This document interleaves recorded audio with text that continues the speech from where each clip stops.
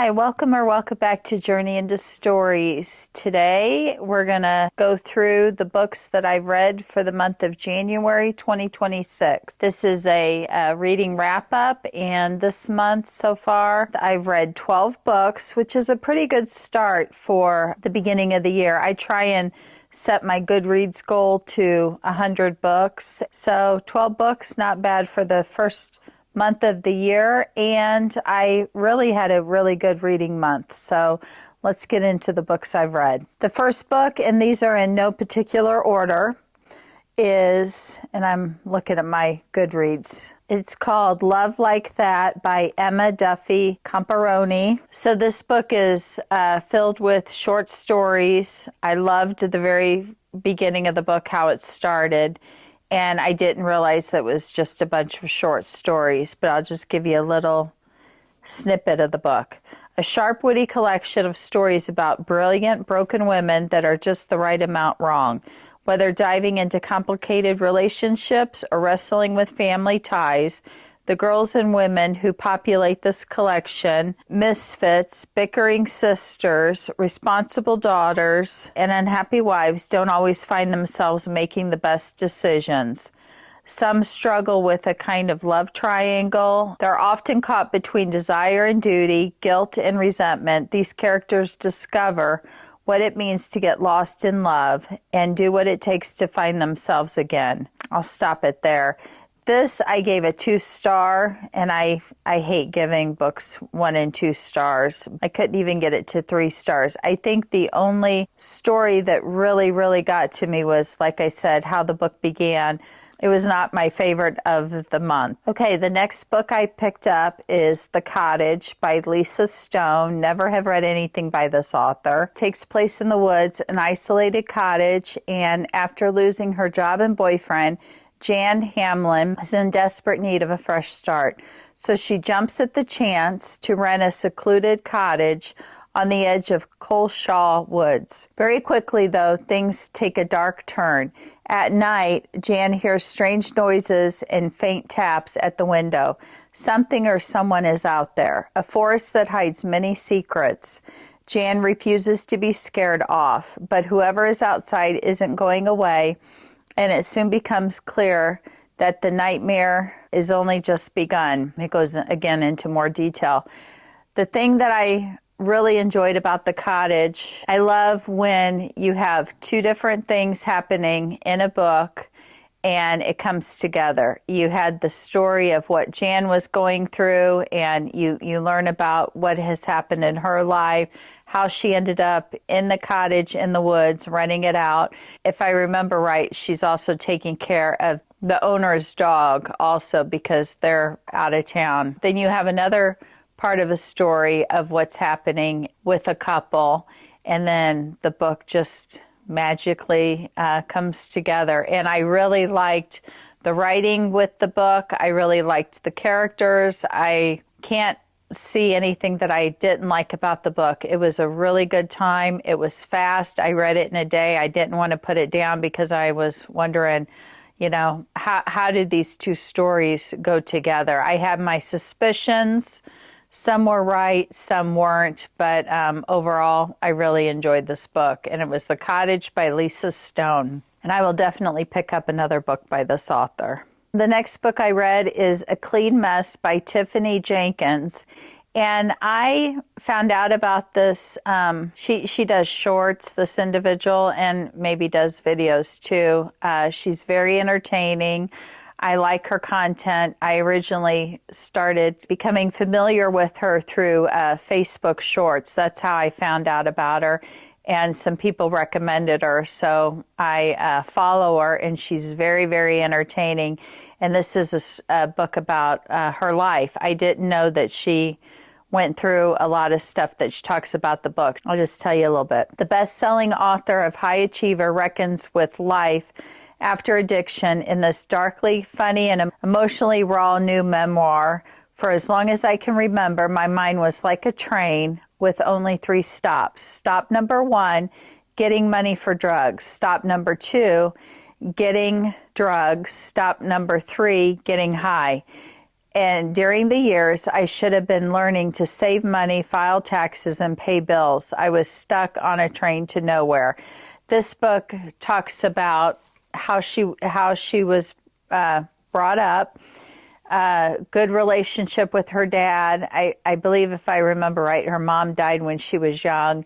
She goes into detail about meeting her husband, getting married and everything, and having children, and her struggles with drug addiction and friendships that she built. And it was really, really good. I did give it 4 stars. It was really, really good. And just the way she tells the story, it just kind of grabs you in. She has a way of talking to you about serious subject matter with a little bit of a humorous side to things, which I've always believed humor helps with a lot of things in life. You know, if you can laugh and see some positivity in things, even if you're struggling like she was, it just seemed to be kind of therapeutic. I loved the beautiful relationship she had with her dad and her sister. It really was a good book. She has a great way of telling a story. So again, it was A Clean Mess, a memoir of sobriety after a lifetime of being numb by Tiffany Jenkins. And I gave that 4 stars. The next book I read was Life is a Lazy Susan of Shit Sandwiches by Jennifer Welch and Angie Sullivan. And this was interesting. I believe they have a podcast. I never have heard of either one of them before. And it just talked about how they met. I believe one needed help with an interior decorator with her home, and that's how they met. And the other one was an interior decorator. And then they go through struggles with their life. I'll just give you a little snippet. From the beloved host of the hit podcast, I've Had It, an inspiring guide to overcoming life's unexpected challenges and finding joy, stability, and humor in today's chaotic world. For fans of big friendship and the subtle art of not giving a bleep. Long before their blockbuster podcast, I've Had It, Jennifer Welch and Angie Pumps, that's her nickname, Sullivan, were simply 2 best friends supporting each other through the ups and downs of life. Together, they've celebrated family milestones and cheered on professional successes, but they've weathered the storms together too. And I don't want to go into the detail of the struggles that they had, but it's ironic how each one was going through some serious things in their lives. And it's a great book about friendship and how they helped each other get through things. And again, they had comedy aspects of it, you know, lightheartedness to kind of help you get through tough times. And it really was a great book. And I loved it because they both narrated the book, and also Back to a Clean Mess, Tiffany narrated her book. And I just love when that happens, when you're listening to a book about an individual and they are the narrators in the audiobook. It makes me pick up. One of the reasons why I pick up so many audiobooks with certain genres is I want to hear the author's voice while they're telling you about their life. So I gave that book also 4 stars. I read Tiffany's book first, and then I read Life is a Lazy Susan of Shit Sandwiches, and back to back, and it's like, okay, these 2 books could be seen very similar. The next book I got recommended by one of my YouTubers. It is called On the Hippie Trail, Istanbul to Kathmandu and the Making of a Travel Writer by Rick Steves. This was a really good audiobook. I also gave it 4 stars. If I remember, it was a very fast audiobook, maybe a couple hours, but it went into detail. He was in his, I think, early 20s, and it talks about him traveling with a good friend of his, the people they met, the food you eat, the environment, anything you can want to know about traveling different places, different countries. And it's kind of how and why he started to become a travel writer. And also Rick Steves narrated it. and it was interesting, so I'll give you a little glimpse. Stow away with Rick Steves for a glimpse into the unforgettable moments, misadventures, and memories of his 1978 journey on the legendary Hippie Trail. In the 1970s, the ultimate trip for any backpacker was the storied, quote, Hippie Trail. A 23-year-old Rick Steves made the trek, and like a travel writer in training, he documented everything along the way. That's right. I think he found his journal like during COVID, during the pandemic, and turned it into this book. From taking wild bus rides through Turkey to enduring monsoons in India, the experience ignited his love of travel and forever broadened his perspective on the world. On the Hippie Trail contains Rick's journals from 1978 and the last year the trip was possible, and full-color travel photos from his trek of a lifetime through Turkey, Iran, Afghanistan, Pakistan, India, and Nepal, plus a brand new preface and afterword reflecting on the historic context of the moment and how the journey changed his life. I really admire Rick Steves. I think it would be amazing. Him and Samantha Brown are kind of my two favorite people when you look up travel things. I like how he does a lot about Europe, and when we went to Europe with the kids, we learned a lot through watching videos that he would do on the different destinations in Europe. So this was really good. I also gave it 4 stars. A lot of books about people's lives here this month. Okay, the next one I read, One of Our Own by Lucinda Berry. This one was a hard hitter. This one, it is about a mother, Felicia, who works for the suicide prevention hotline, and she gets a call one night from a young lady talking about wanting to, she's reaching out to the suicide hotline because she's in a very dark place. And Felicia is trying to help her. The young girl talks about a night where things were videoed and spread around the school, and really has brought her to such a low point in her life. And so Felicia's trying to talk her into all the reasons she needs to be here, and she's very concerned about her. And then the young girl talks about where she lives and what school she attends, and Felicia is very familiar with certain places that the young girl is talking about. The high schooler, I think she was a sophomore in high school. It goes from there. It's kind of a thriller mystery. You're wanting to find out what happened, who knows what, and it's really, really good. It does start with kind of a, really intense subject matter. Very, very good book. I really enjoy anything I read by Lucinda Berry. She's one of my authors I want to get to this year, but it's for a different book. But this came available, and I just had to listen to it. One of Our Own, and also loved the narration. I gave that 5 stars. That was a 5-star book. The next book by Lucinda Berry, Appetite for Innocence. I read a second one by her, and I gave it 4 stars. Be careful what you post online. Your next check-in might lead him right to you. A serial rapist is kidnapping teenage girls, but he's not interested in just any teenage girls, only virgins. He hunts them by following their status updates and checks in on social media. Once he's captured them, they're locked away in a soundproof basement until they're groomed and ready. He throws them away like pieces of trash after he's stolen their innocence. Nobody escapes alive until Ella. And then you have kind of a before and then after what happened, and you see the different girls that are there when Ella is kidnapped, and you find out what is happening, obviously. It was pretty intense. I enjoyed that book. I gave it 4 stars. The next book was The Santa Suit by Mary Kay Andrews. This was just really, really a sweet story. I loved this.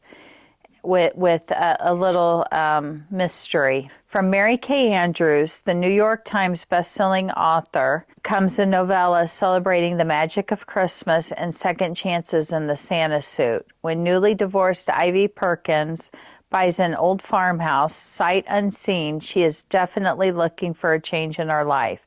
The Four Roses, as the farmhouse is called, is a labor of love, but Ivy didn't bargain on just how much labor.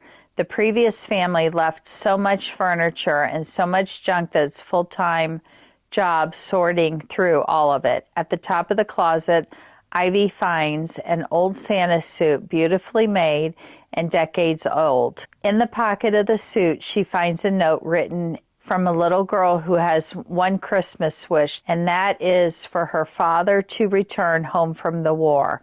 So then she's new to the town. She bought this farmhouse, and she starts meeting people in the town, and she wants to find out who this note belongs to. The note really got to her. You kind of see her throughout the story getting clues. Does she find out who wrote the note? I mean, this, for being such a quick read, this really gave a good punch. I mean, it even made me cry in different parts. This was a really sweet story. I really liked it. I read it after Christmas, but this would be a perfect, holiday read. It's called The Santa Suit by Mary Kay Andrews, and it really, really was a good book. And I loved all the characters that you get introduced to. It just was a sweet story. Really, really enjoyed my time with it. Okay, the next book, finally, and I just picked it up. I think it was in more than maybe half of the puppy picks. I've wanted to read this book since I acquired it through Book of the Month. And I've heard so many good things about it. Sometimes I get a little leery when there's so much good that is talked about with a book. I'm kind of scared. I don't want to always read it immediately. I kind of want the hype to die down just a little bit before I get to it. And I have been disappointed sometimes, but not in this case at all. I wanted the puppies to pick it. They never would pick it for me. They had their own mind. But I finally got to Razorblade Tears by S.A. Cosby. This was an excellent book. I loved it. It's about a black father, a white father, and two murdered sons. That's really, a lot of it right there. A quest for vengeance. Ike Randolph has been out of jail for 15 years with not so much as a speeding ticket in all that time. But a black man with cops at the door knows to be afraid. The last thing he expects to hear is that his son Isaiah has been murdered along with Isaiah's white husband Derek. Ike had never fully accepted his son, but is devastated by his loss. Derek's father, Buddy Lee, I love the name Buddy, was almost as ashamed of Derek for being gay as Derek was ashamed his father was a criminal. So basically you have these two ex-con fathers that want to find out what happened to their gay sons who have been murdered.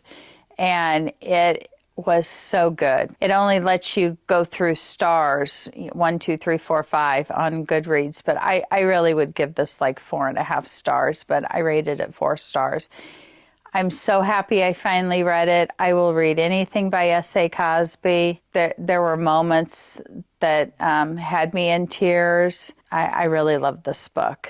So no disappointment there. Razorblade Tears, that was. Okay, the next book, and again, this isn't in order because I just finished this book recently, like a couple days ago, is Icebreaker by Hannah Grace, and I did a Journey Reads on this one. It's basically about Anastasia and Nate. Anastasia's a figure skater.